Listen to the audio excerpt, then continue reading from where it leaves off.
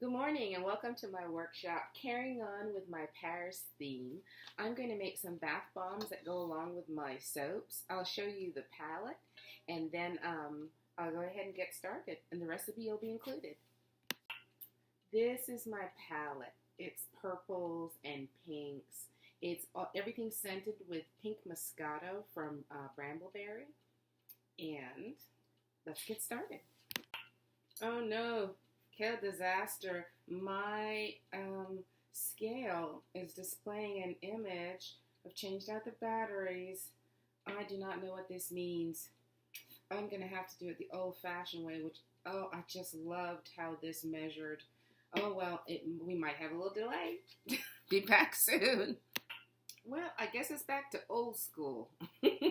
I'm going to measure out this is a double recipe of the pink and the purple, and I'm going to double up the amount of coconut oil in here. I'm going to put 4 ounces in each mixture. I have my witch hazel nearby and my SA8 proso polysorbate for a little fizz and soap, and we'll go ahead and get started. Alright, I have my polysorbate 80, my fragrance oil, which is the Moscato from, I was mistaken. It's from Rustic Essentials. I thought it was from Brambleberry, but both companies are great. And so I'm going to pour that into my citric acid and cornstarch mix and move it around with my spatula. I like to get my hands in here, but this is a good way to start.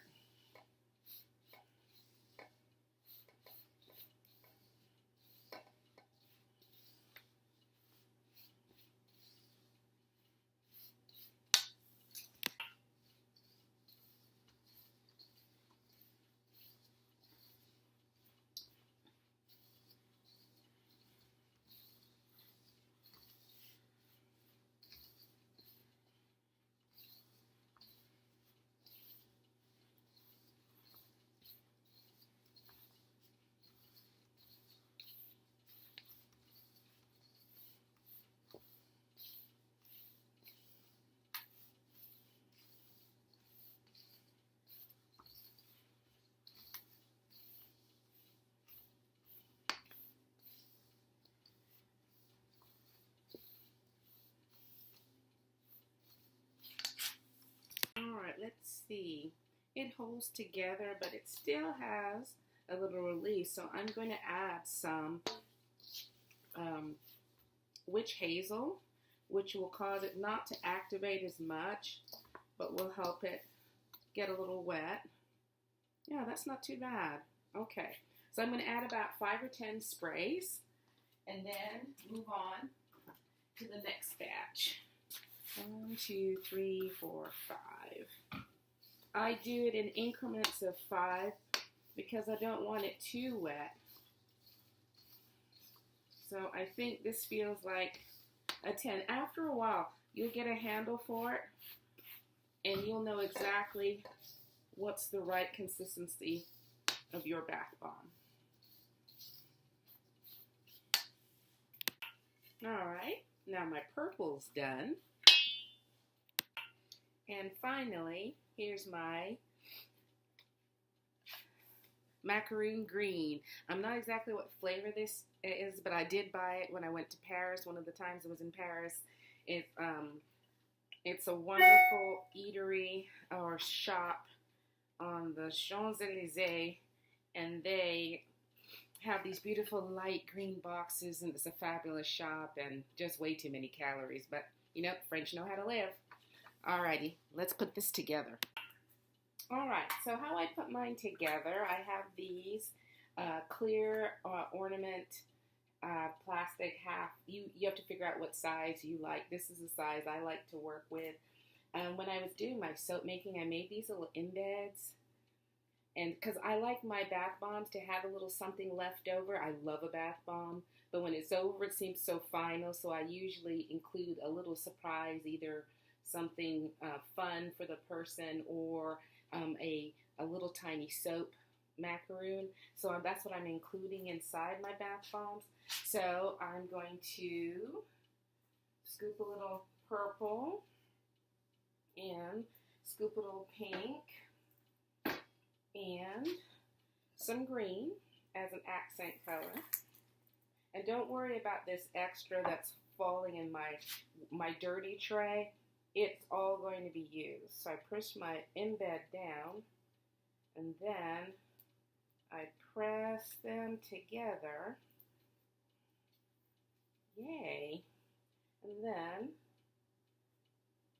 there you go. A really cute bath bomb with a little surprise on the inside. I leave mine in the half I have a lot of these, and so I leave it in the half overnight. I don't try and dump it out right now because every once in a while they decide to fall apart. So I'm going to set this in my muffin pan. I'll show you over here. I have a big 24 one, but I also have some used one. This is a great thing to use your old muffin pans that have seen better days. And I set it there to dry for a little while and overnight. Or even if I don't catch it for the second day, the bottoms will come off and have a rock solid bath bomb. So I'm going to do some more and then I'll fast forward them so you don't have to sit through each one.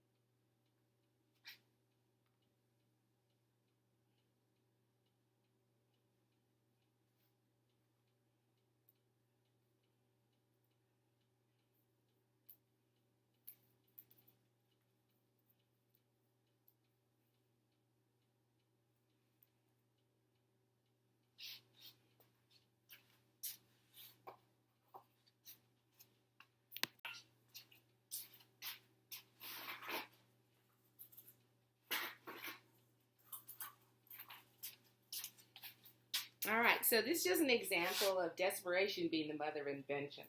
I had wanted to make a bath bomb form that had an indentation in the top that I could put soap and different additives to, and I was having a hard time. This one, I got instructions from, I think Bonbon had to do it, but it ended up disintegrating in the middle, but I ended up buying a good mold to do that with. But I just tried it with my embeds that I made, and it really worked out well because my indent, it sits outside there, and so I'm pretty tickled. So I made a couple that had the embeds sitting out, but you have to kind of hold it. That's the only drawback. You have to hold one side. You can't set it down with the other one, but I did get a good bath bomb that already had my embed set inside. Uh-oh. Look at that. That's way cool. Okay. All right, so I'm going to make a couple of those. Maybe I'll make about 4 of those because they are a little bigger bath bomb, but just wanted to show you what's always possible with imagination. All right, and so usually at the end, you end up with enough mix, not quite to put in a bomb.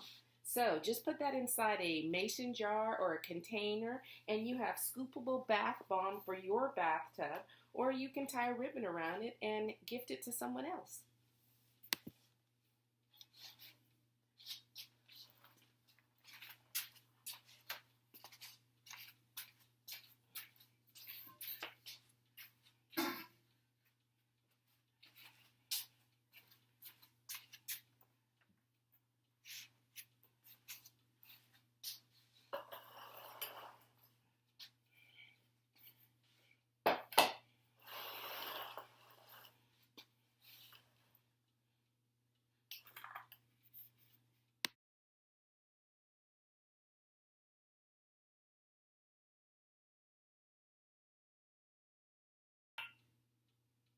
So double the mixture resulted in 25 bath bombs, 4 large ones, and 20 medium-sized ones. All right, so I'm going to let these sit a couple days to get rock solid, and I'm going to go ahead and throw it in the water so you can see the resulting color, because you never know what you're going to get. All of mine also have a microfine, cruelty-free glitter inside, because I like glitter. Everybody knows that. And so we'll end with the water. Thank you for following me on my odyssey through my bottle of Pink Moscato by Rustic Essentials. This is all that I have left, and I'm sure I can make a few more bombs with what little I have left in here. If you like what you saw, please subscribe to my channel. I love doing these kind of videos, and press like, and I'll see you back in the kitchen next time.